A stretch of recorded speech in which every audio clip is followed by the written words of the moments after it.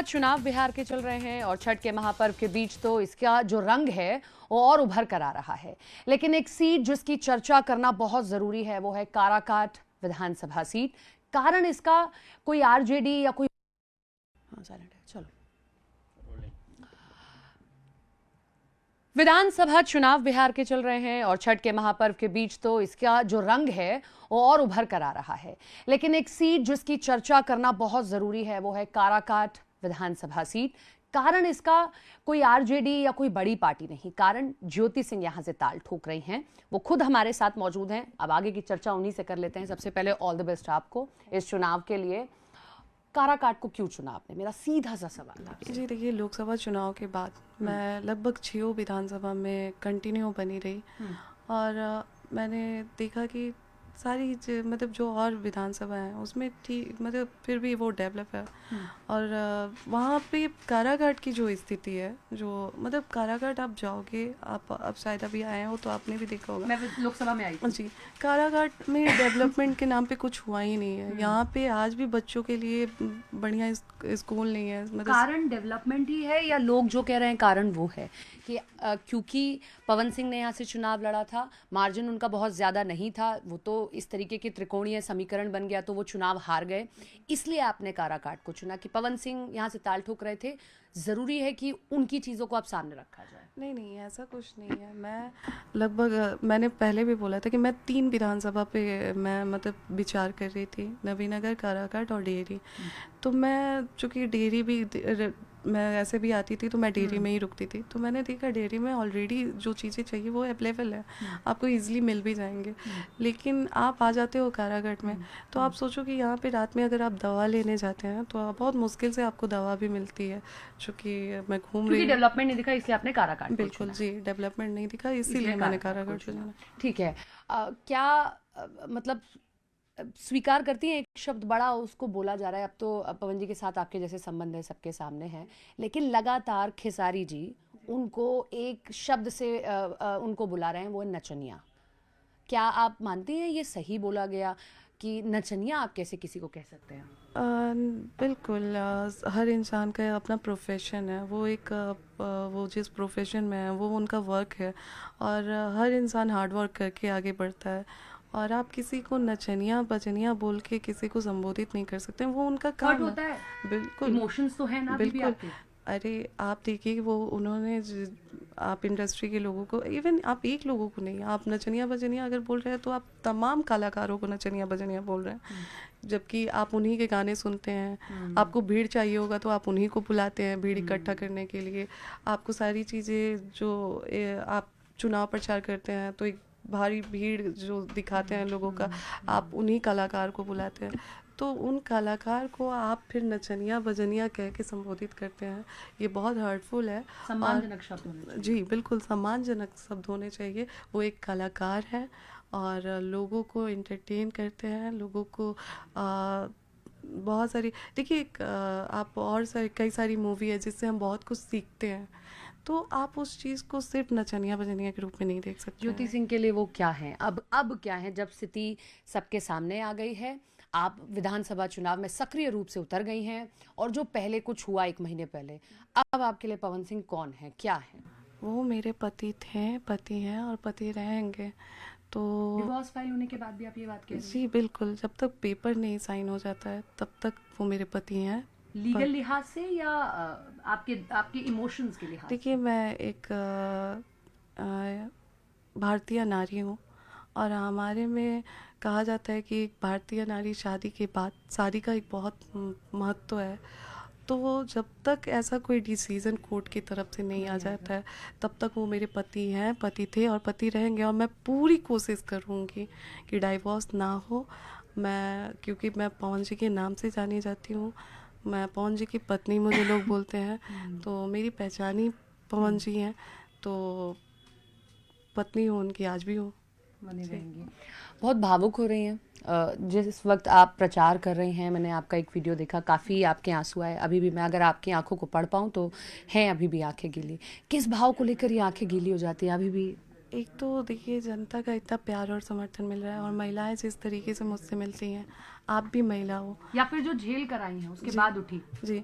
और जब मैं मिलती हूँ तो जो मैंने झेला है, मैं तो बहुत हिम्मत से जाती हूँ उनके सामने, लेकिन वो जो देख के मुझे रोना चालू करती हैं कि बेटा बहुत कष्ट होता था कि देख के, तो वो चीज़ें एक इमोशनल वो कर देता है कि मैं जिसको समझाना चाहती हूँ वो क्यों नहीं समझ रहे हैं, वो इस चीज़ को क्यों नहीं देख पा रहे हैं, वो इस दर्द को क्यों नहीं समझ हमें पा रहे आपकी हैं। आंखों में दिख रहा है, उधर क्यों नहीं? अभी जी भी है, बिल्कुल। बताते बताते भी आप मैं वही भावुक हो रही हैं। आप फिर से मैं कहूँगी कि आप एक महिला हैं, तो आप महिला होने के नाते आप मुझे समझ रही हैं, लेकिन उन्हें क्यों नहीं दिख रहा है। और जो लोग मुझे ट्रोल कर रहे हैं कि मैं सिर्फ पवन जी का नाम लेके आगे बढ़ना चाहती हूँ, बढ़ रही हूँ या बढ़ना चाहती हूँ, मैं उनका नाम लेके आगे क्यों बढ़ूँगी? पूरी दुनिया जानती है कि मैं उनकी पत्नी हूँ।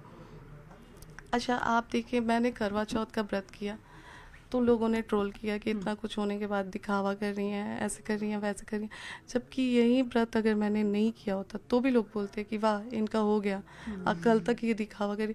तो औरत, ऐसी औरत को लोग कहीं से चलने ही नहीं देते हैं, औरत को जीने ही नहीं देते हैं। क्या तोड़ देता है ज्योति जी जब आप इस तरीके से जाती हैं प्रचार करने के लिए? एक मन में भाव तो आता होगा। अब छठ चल रहा है, कई सारे गाने तो पवन जी के भी होते हैं, ऐसे ही हमें इतनी याद आ जाती है। आप तो जब वो सुनती होंगी तो क्या मन में आता है? जी बिल्कुल। ये सारी चीज़ें, जैसे छठ हमारा वो है, छठ पर्व बहुत महत्वपूर्ण पर्व है हमारा। तो पहली चीज़ तो मुझे जब भी ये त्यौहार आता है मुझे ये बुरा लगता है कि जैसे हमारे साइड में क्या है कि जिसके बच्चे होते हैं वही ये पर्व कर सकता है, तो मुझे ये बुरा लगता है कि आज 7 साल मेरी शादी को हो छठ गया नहीं कर पाई। और मैं छठ नहीं कर पाई।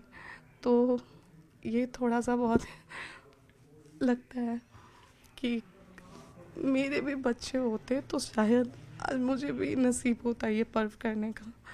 तो लगता है बुरा जब मैं ऐसे चीज़ों को देखती हूँ, फेस करती हूँ, महिलाओं के गोद में बच्चे देखती हूँ, तो मुझे भी लगता है।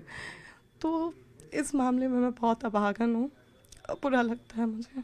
7 साल हो गए शादी? जी 7 साल हो गए। आराम से 7 साल हो गए, फिर भी अभी भी ये नहीं मिला। उनकी भी तो माँ है, उनसे भी तो बात करके देखते हैं। मैंने बहुत कोशिश किया है, मैंने उनकी माँ से ही नहीं, मैंने बहुत लोगों से संपर्क करने की कोशिश की, बात करने की कोशिश की, पर वो लोग मतलब कांटेक्ट नहीं रखना चाहते। अब आप चुनाव में जा रही हैं, चुनाव के 2 ही हिस्से होते हैं एक सिक्के के, या तो जीत या तो हार। जीती तो बहुत बधाई आपको, अगर हार मिली तो फिर आगे की क्या प्लानिंग है? अगर हार मिलती है तो भी मैं काराकाट की, देखिए मेरा नेता बनना मोटिव नहीं है मेरा। मैंने पहले भी बोला है कि काराकाट की अगर विधानसभा में नहीं निकाल पाती हूँ तो बेटी तो बन ही जाऊँगी ना। आज लोगों ने इतना प्यार दिया है मुझे कि बेटी, आज मैं मजबूती से यहाँ ताकि पे आप खड़ी हूँ। कंटिन्यू आए। बिल्कुल।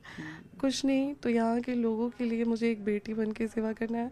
हाँ नहीं बन पाती हूँ तो शायद उतनी मजबूती से खड़ी नहीं हो 30 पाऊंगी करोड़ आगे। एलुमनाई का सच क्या है? लोग आपको ट्रोल कर रहे हैं, उनके वकील ने कहा कि 30 करोड़ की एलुमनाई मांग ली, तो अब बताइए, तब भी आप कहेंगे कि वो उनको पति मानती हैं अपना? नहीं देखिए, आप भी एक महिला हो और चूंकि आप एजुकेटेड हो, आप सारी चीज़ों को जानते हो, तो जब भी फाइल होता है तो वो एक प्रोसेस होता है कि आप भरण पोषण के लिए देंगे, क्योंकि एक महिला के जीवन का सवाल है।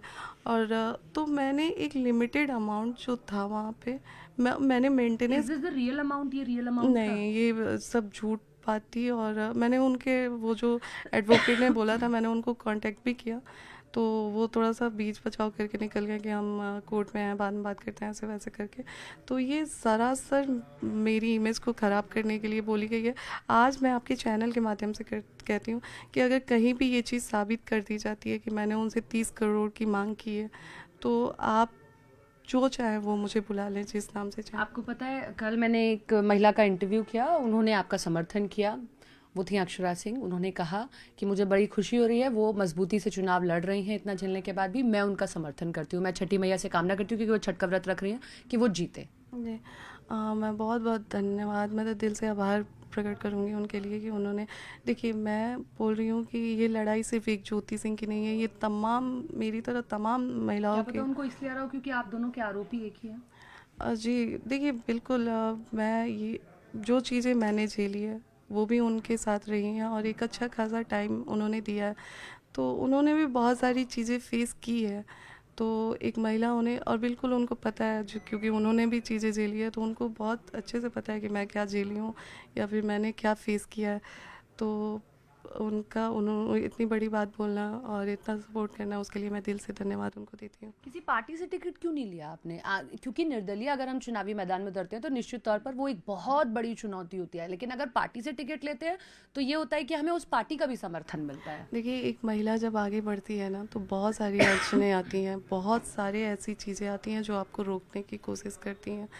मैंने पूरी कोशिश की, क्योंकि यहाँ पे गार्जियन जो हमारे बड़े हैं कारागार में, उन्होंने उन सभी ने मुझे बोला कि बेटा पार्टी से कोशिश करो, टिकट मिल जाए तो आओ और मजबूती से नीचे मैदान में आओगे। मैंने बोला जी। तो मैंने अपनी पूरी एड़ी चोटी एक लगा दी थी कि कोई भी ऐसी पार्टी से मुझे टिकट मिल जाए, पर बात नहीं बन पाई। और लेकिन उसमें मुकेश सैनी से तो आपकी बातचीत हो रही थी, जो हमें ऐसी खबरें पटना से मिल रही थी, हमारे रिपोर्टर्स हमारे साथ शेयर कर रहे थे कि आपकी उनसे बातचीत ऑफ द कैमरा हुई है। अजी, उस समय आप देखिए कि सिर्फ मुकेश भैया जी से नहीं, मेरी काफ़ी पार्टी से, क्योंकि मैंने बोला कि मैं ट्राई कर रही थी लगातार कि मुझे किसी पार्टी आरजेडी से। को अप्रोच किया आपने? क्योंकि वहां से अगर आप खड़ी होती तो शायद जीत उतनी आसान भी हो जाती, क्योंकि सामने उनको बीजेपी को हराना था, पवन सिंह को हराना जी, था। देखिए उस समय जब मैं टिकट के लिए वो कर रही थी, उस समय पवन जी ने बीजेपी ज्वाइन नहीं करा था। लेकिन वो अभी भी चेहरा तो बीजेपी का है ना, लोग उनका चेहरा मानते भी। जी, उन्होंने फिर से ज्वाइन किया, फिर से जब वो किया, फिर तब लोगों ने जाना कि ये फिर से बीजेपी के समर्थन हो गए हैं। अदरवाइज लोग, क्योंकि वो उन्होंने एक मंच पे तेजस्वी जी की भी काफ़ी तारीफ की थी, तो आप ये नहीं कह सकते, उस समय आप अंदाज़ा नहीं लगा सकती थी कि पवन जी बीजेपी ज्वाइन करेंगे या आरजेडी ज्वाइन करेंगे। तो मैंने कांटेक्ट किया था आरजेडी से, और उस समय ऐसा नहीं था कि पवन जी को टारगेट करके, मैं बस अपनी मजबूती एक मैदान में कि मैं मजबूती से उतरूँ, इसलिए मैंने कोशिश की अपनी थी। पर्सनल आइडेंटिटी के लिए आप ये उतरी? जी, मैं अपनी पर्सनल मैं चाहती थी कि एक मेरी भी पहचान हो, तो इस वजह से मैं, मतलब एक होता है कि पार्टी का थोड़ा सा सपोर्ट मिल जाता है, तो आसान हो एक जाता है। जी थोड़ी सी चीज़ें आसान हो जाती है। बहुत मजबूती से आप चुनाव लड़ रही हैं, ऑल द बेस्ट आपको इस चुनाव के लिए। जीत हार अपनी जगह है, लेकिन इस तरीके से चुनाव लड़ना ये आपका अपना मुद्दा था, उसके लिए आपको ऑल द बेस्ट इस चुनाव के लिए। तो ये हमारे साथ ज्योति सिंह थी, मजबूती से अपनी बात को भी रखा और जो उनकी पर्सनल लाइफ से जुड़ी चीज़ें थी उन्होंने उसको भी रखा, क्योंकि लोग वो भी जानते हैं, उनको ट्रोल करने की भी पूरी कोशिश करते हैं, बावजूद इसके उन्होंने बेबाकी से सभी जवाब दिए। कैमरा पर्सन निजाम के साथ सपना शुक्ला, न्यूज़ 18 इंडिया।